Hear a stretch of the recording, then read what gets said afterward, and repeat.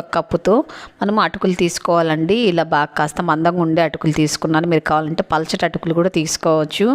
ఎర్ర అటుకులు ఉంటాయి కదండి, అవి కూడా తీసుకోవచ్చు అండి. కప్పుతో కానీ గ్లాస్తో కానీ కొలుచుకొని తీసుకోవాలి. నేనైతే కప్పుతో కొలుచుకొని తీసుకొని మిక్సీ జార్లో వేసుకొని బాగా మెత్తగా పౌడర్ చేసుకోవాలండి. వీలైనంత మెత్తగా ఇలా పౌడర్ చేసుకొని పక్కన ఉంచుకోవాలి. ఇప్పుడు పచ్చి కొబ్బరి తీసుకోవాలండి. మిక్సీ జార్లోకి తీసుకొని ఇందులో నీళ్ళు పోసుకొని పాలు తీసుకొని ఇలా బాగా ఫిల్టర్ చేసుకోవాలి. మిగిలింది కూడా మనం మళ్ళీ మిక్సీకి వేసుకొని పాలు తీసి ఉంచుకోవాలండి. నేనైతే అరచిప్ప తీసుకున్నానండి కొబ్బరి అనేది. ఇప్పుడు మనము ఏ కప్పుతో అటుకులు తీసుకున్నామో ఆ కప్పుతోనే మనము కొలత తీసుకోవాలండి. పాలు 2.5 కప్పు పాలు అయితే కరెక్ట్గా సరిపోతుందండి ఒక కప్పు అటుకులకి. 2.5 కప్పు ఉందండి పాలు. ఇప్పుడు ఇందులో మనము మిక్సీ చేసి పెట్టుకున్నాం కదండి అటుకుల మిశ్రమాన్ని ఇందులో వేసేసుకొని మొత్తం మిక్స్ చేసుకోవాలి. ఈ పాలల్లో మొత్తం కలిసేలాగా ఒకసారి బాగా కలుపుకొని దీన్ని పక్కన ఉంచుకుందామండి. ఈ పాలల్లో చక్కగా నానిపోతుందండి అటుకుల మిశ్రమం అంతా కూడా. ఇప్పుడు స్టవ్ పైన ఒక గిన్నె పెట్టుకుని 2 కప్పులు బెల్లం వేసుకొని 1/2 కప్పు నీళ్ళు పోసుకొని దీన్ని బాగా కరిగించుకోవాలండి. జస్ట్ బెల్లం కరిగించుకుంటే సరిపోతుందండి. ఇప్పుడు స్టవ్ ఆపుకొని దీన్ని ఒక ప్యాన్లోకి ఫిల్టర్ చేసుకొని తీసుకుందాము. ఇప్పుడు ఇందులో మనము అటుకులను నానబెట్టి ఉంచుకున్నాం కదండి పాలల్లో, కొబ్బరి పాలల్లో ఈ మిశ్రమాన్ని ఇందులో వేసుకోవాలి. కొబ్బరి పాలలో బాగా నానిపోయిందండి సాఫ్ట్గా. ఇప్పుడు మనం హై ఫ్లేమ్లో ఉంచుకొని ఒక 2-3 నిమిషాల పాటు కంటిన్యూగా ఇలా కలపాలండి కాస్త దగ్గరకు వచ్చేంత వరకు. తర్వాత మీరు మీడియం ఫ్లేమ్లో ఉంచుకొని దీన్ని బాగా ఇలా కలుపుతూ ఉండాలి. బాగా దగ్గరకు వచ్చేస్తుందండి. మనం బాగా చిక్కటి కొబ్బరి పాలు తీసుకున్నామంటే బాగా ఆయిల్ అనేది రిలీజ్ అవుతుందండి. ప్యాన్కి అంటుకోకుండా వస్తుంది. ఒక్క చుక్క నెయ్యి కూడా అవసరం లేదండి. ఈ కొబ్బరి పాలతోనే మనకు ఆయిల్ అనేది రిలీజ్ అవుతుందండి. టేస్ట్ చాలా బాగుంటుంది. చూడండి బాగా దగ్గరకు వచ్చింది కదా. ఇప్పుడు ఇందులో ఒక 1/2 టీ స్పూన్ ఇలాచి పొడి వేసుకొని మొత్తం మిక్స్ చేసుకోవాలి. స్మెల్ అయితే గుమగుమలాడుతూ ఉంటుందండి. ఎంత బాగుంటుందో తెలుసా టేస్ట్ కూడా. చూడండి బాగా దగ్గరకు వచ్చేసింది. ఆయిల్ అంతా చక్కగా రిలీజ్ అయిపోయింది. ఇప్పుడు స్టవ్ ఆపుకొని ఒక ఇలా బౌల్లోకి తీసేసుకోవాలండి. ట్రేలోకి కానీ బౌల్లోకి కానీ తీసేసుకోవాలి. మీరు కావాలంటే కొద్దిగా నెయ్యి కానీ ఆయిల్ కానీ అప్లై చేసుకోవచ్చండి ఆ బౌల్కి. మొత్తం కూడా వేసుకున్న తర్వాత ఇలా సరి చేసుకోవాలి. ఇప్పుడు దీన్ని బాగా ఆరబెట్టుకోవాలండి. జస్ట్ ఒక 15 నిమిషాల్లో సెట్ అయిపోతుందండి. ఇప్పుడు ప్లేట్ పైన ఇలా ట్యాప్ చేసుకున్నామంటే చక్కగా వచ్చేసింది చూసారా. చాలా అంటే చాలా సింపుల్ ప్రాసెస్ అండి. ఎవరైనా సరే ఈజీగా చేయొచ్చు. చూడండి ఎంత చక్కగా వచ్చిందో. మనకి ఏ సైజులో పీసెస్ కావాలో ఆ సైజులో కట్ చేసేసుకోవాలి. చూసారు కదా, నోట్లో వేసుకుంటే వెన్నలా కరిగిపోయే స్వీటు. నచ్చిందా అయితే వెంటనే ట్రై చేయండి. అలా స్టవ్తో పని లేకుండా ఈజీగా పాయసం ఎలా చేయాలో చూద్దామండి. దానికి ముందుగా ఒక కప్పు నేను అటుకులు తీసుకున్నానండి. ఒక బౌల్లోకి వేసుకొని ఇవి నీట్గా కడిగేసుకోవాలండి. ఇలా కాస్త మందంగా ఉండే అటుకులు తీసుకున్నాను. మీరు కావాలంటే పల్చటి అటుకులు కూడా తీసుకోవచ్చు అండి. నీళ్ళు పోసుకొని ఒక 3 సార్లు నీట్గా కడిగేసుకోవాలి. ఇప్పుడు ఈ నీళ్ళంతా కూడా వంపేసుకొని ఇలా డ్రైగా ఉంచుకోవాలండి. ఇప్పుడు ఇందులో మనం మంచి నీళ్ళు పోసుకోవాలి. బాగా అటుకులు మునిగేంత వరకు నీళ్ళు పోసి ఉంచుకోవాలి. వీటిని మినిమం అంటే మనం ఒక 1/2 అవర్ పాటు నానబెట్టి ఉంచుకున్నాం అంటే చాలా సాఫ్ట్గా వస్తాయండి. ఇప్పుడు వీటిని పక్కన ఉంచుకుందాము. నెక్స్ట్ మనము కొబ్బరి తీసుకోవాలండి. నేను అరచెప్ప తీసుకున్నాను కొబ్బరి. ఇలా చిన్న చిన్న ముక్కలు కట్ చేసుకొని పైన నల్ల చెక్క అంతా తీసేసుకున్నానండి. మీరు కానీ నల్ల చెక్కతో కూడా వేసుకోవచ్చు, ఏం ప్రాబ్లం లేదు. మిక్సీ జార్లో వేసుకొని కొద్దిగా నీళ్ళు పోసుకొని మెత్తటి పేస్ట్ లాగా మిక్సీ పట్టుకోవాలి. ఇప్పుడు ఒక బౌల్ తీసుకొని మిక్సీ పట్టుకున్న తర్వాత ఇలా స్ట్రైనర్ పెట్టుకొని ఇందులో ఫిల్టర్ చేసుకోవాలండి పాలంతా. కొద్దిగా నీళ్ళు పోసుకోవాలండి, మరి ఎక్కువ పోయకండి. ఇదంతా కూడా ఫిల్టర్ చేసుకున్న తర్వాత మరొకసారి ఇదంతా కూడా మిక్సీ జార్లో వేసుకొని మళ్ళీ మిక్సీ పట్టుకుందామండి. ఇప్పుడు కూడా కొద్దిగానే నీళ్ళు పోసుకొని మనం మిక్సీ పట్టుకోవాలి. చూడండి నీళ్ళు ఇలా కొద్దిగా పోసుకొని మిక్సీ పట్టుకున్నారంటే చిక్కటి పాలు వస్తాయండి.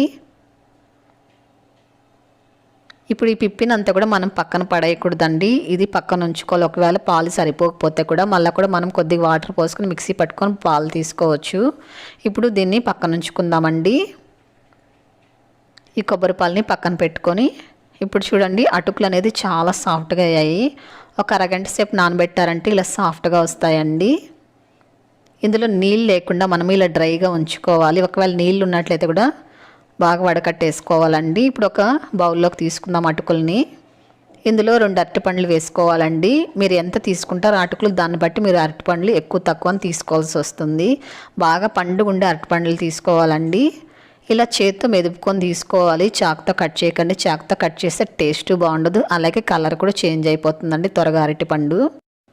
మీకు అరటిపండు ఏది నచ్చితే అది తీసుకోవచ్చండి. ఇప్పుడు మనము స్వీట్ ఎంత కావాలో అంత బెల్లం తీసుకోవాలి. ఇలా తురుముకొని తీసుకుంటే బెల్లం త్వరగా కరిగిపోతుందండి. ఒకవేళ ఇసుక ఉన్నట్లయితే కూడా మీరు కొబ్బరి మిక్సీకి పెడతారు కదండి, అందులో కూడా బెల్లం వేసుకుని కూడా మనం ఫిల్టర్ చేసేసుకోవచ్చండి. ఇప్పుడు ఇందులో ఇలాచీ పొడి వేసుకోవాలి. ఇలాచీ పొడి కూడా లేనట్లయితే కూడా మీరు ఇలాచీ కూడా కొబ్బరిలోనే వేసుకొని మిక్సీ పట్టేసుకోవచ్చండి. ఇప్పుడు ఇందులో కొద్దిగా మనం కొబ్బరి పాలు పోసుకుంటూ కలుపుకోవాలి. ఒకేసారి ఎక్కువ వేయకూడదండి, కొద్దిగా వేసుకుంటూ బెల్లం అంతా చక్కగా కరిగేంత వరకు ఇలా కలుపుతూ మొత్తం కూడా ఇలా కలిసేలా కలుపుకోవాలి. ఇది మనము బ్రేక్ఫాస్ట్గా తీసుకోవచ్చు, అలాగే ఎవరైనా ఇంటికి గెస్ట్లు వచ్చినప్పుడు కూడా చేసి పెట్టచ్చండి, చాలా బాగుంటుంది. ఇప్పుడు ఇందులో ఇంకాస్త కొబ్బరి పాలు పోసుకుంటున్నాను. ఎంత కొబ్బరి పాలు పడితే అన్ని పోసుకోవాలండి. అలాగే ఇందులో సన్నగా కట్ చేసుకున్న బాదాం, జీడిపప్పు, ఎండు ద్రాక్ష కూడా వేసుకోవాలి. ఇదంతా కూడా బాగా కలిసేలాగా ఒకసారి కలుపుకోవాలి. అటుకులు కాస్త ఎక్కువ పాలు పీల్చుకుంటుంది కాబట్టి చూసుకుంటూ మనం కొబ్బరి పాలు యాడ్ చేసుకోవాలండి. చూడండి, ఇలాగుంటే సరిపోతుంది. మీకు ఇంకా కాస్త పలచగా కావాలన్నట్లయితే కూడా ఇంకాస్త కొబ్బరి పాలు యాడ్ చేసుకోవచ్చండి. చాలా అంటే చాలా టేస్టీగా ఉంటుందండి, పిల్లలకి చాలా మంచిదండి హెల్త్కి. ఇందులో మనం కొబ్బరి పాలు, బెల్లము, అలాగే బాదాం, జీడిపప్పు అన్నీ కూడా వేసాం కాబట్టి రుచి చాలా బాగుంటుంది, పిల్లలు కూడా హెల్త్కి మంచిదండి. ఇంట్లో ఒకసారి చేసి చూడండి, ప్రతి ఒక్కరు కూడా మెచ్చుకొని తింటారండి మిమ్మల్ని, అంత బాగుంటుంది. బియ్యంతో కాకుండా ఇలా కొత్తగా ట్రై చేయండి, చాలా అంటే చాలా బాగుంటుందండి. దీనికి ముందుగా మనం ఒక గ్లాసు పెసరపప్పు గిన్నెలో వేసుకొని నీట్గా కడుక్కొని ఒక గంట సేపు నానబెట్టి ఉంచారనుకోని చక్కగా పప్పు త్వరగా ఉడికిపోతుందండి. నేను ఆల్రెడీ కడిగి ఉంచాను. ఇప్పుడు ఒక గిన్నెలోకి వేసుకొని తగినంత నీళ్ళు పోసుకొని స్టవ్ పైన పెట్టుకొని దీన్ని ఉడికించుకోవాలి. ఇది ఉడికేలోగా మనము ఒక ప్యాన్ పెట్టుకొని ఇందులో కొద్దిగా నెయ్యి వేసుకోవాలి. నెయ్యి కాస్త వేడెక్కిన తర్వాత ఇందులో జీడిపప్పును వేసుకొని కాస్త దోరగా వేయించుకోవాలి. ఇవి కాస్త దోరగా వేగిన తర్వాత ఇందులో ఎండు ద్రాక్ష కూడా వేసుకొని మంచి కలర్ వచ్చేంతవరకు వేయించుకోవాలి. కాస్త కలర్ వచ్చిన తర్వాత వీటిని ఒక బౌల్లోకి తీసేసుకుందామండి.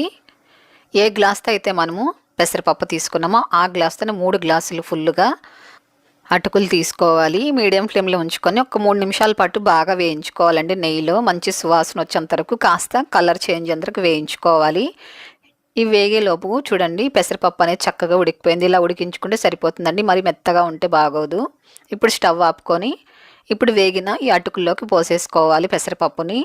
చాలా ఈజీగా అయిపోతుందండి. మనకు మామూలుగా స్వీట్ పొంగల్ చేయాలంటే కాస్త టైం తీసుకుంటుంది కదా, ఇలా అటుకులతో చేయండి, చాలా అంటే చాలా త్వరగా చేసేసుకోవచ్చు అండి. ఇదంతా కాస్త దగ్గరకు వచ్చేంత ఉడికించుకున్న తర్వాత మనకు స్వీట్ ఎంత కావాలో అంత బెల్లం వేసుకొని అలాగే కొద్దిగా ఇలాచి పొడి వేసుకొని ఇందులో నేను పాలు పౌడర్ వేస్తున్నానండి. మిల్క్ పౌడర్ 4 టేబుల్ స్పూన్లు వేస్తున్నాను.